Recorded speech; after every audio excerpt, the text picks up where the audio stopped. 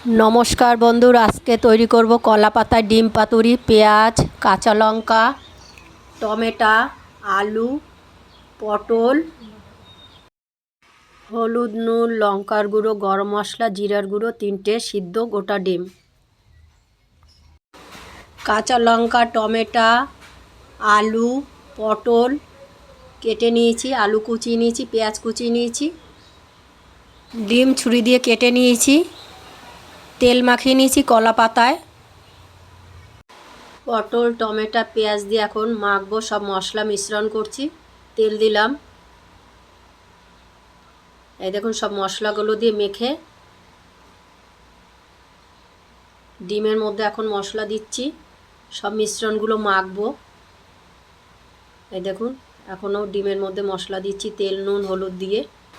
ডিম মশলা দিয়ে মেখে পাতায় দিলাম। পটলটা মাখা হয়ে গেছে, পাতায় সাজিয়ে নিলাম। এবার আলুর মধ্যে সব মশলা দিয়ে মাখবো। মাখা হয়ে গেছে আমাদের, এখন সাজিয়ে দেব কলা পাতার মধ্যে। আমাদের কলা পাতা সাজানো হয়ে গেছে। একদিকে পটল, একদিকে আলু, ডিম। আমরা এখন কড়াইয়ের মধ্যে করে উনুনে ভাজা বসাবো। আপনারা 10 মিনিট এইভাবে এক পাশ ভেজে নেবেন। এই দেখুন আমরা এখন কড়াইটা উনুনে বসিয়ে দিলাম।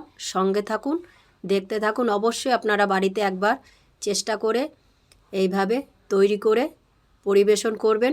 সবার ভালো লাগবে কলা পাতায় ডিম পাতুরি। এই দিয়েই পুরো ভাত খাওয়া হয়ে যাবে।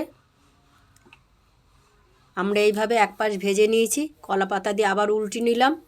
এই দেখুন যে পাশ ভাজা হয়ে গেছে, এই দেখুন আর এক পাশ ভাজা হয়ে গেছে, নামিয়ে দিলাম।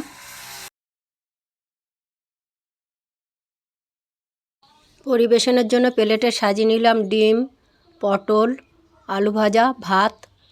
আপনারা দেখতে থাকুন, সঙ্গে থাকুন। সবাইকে ধন্যবাদ।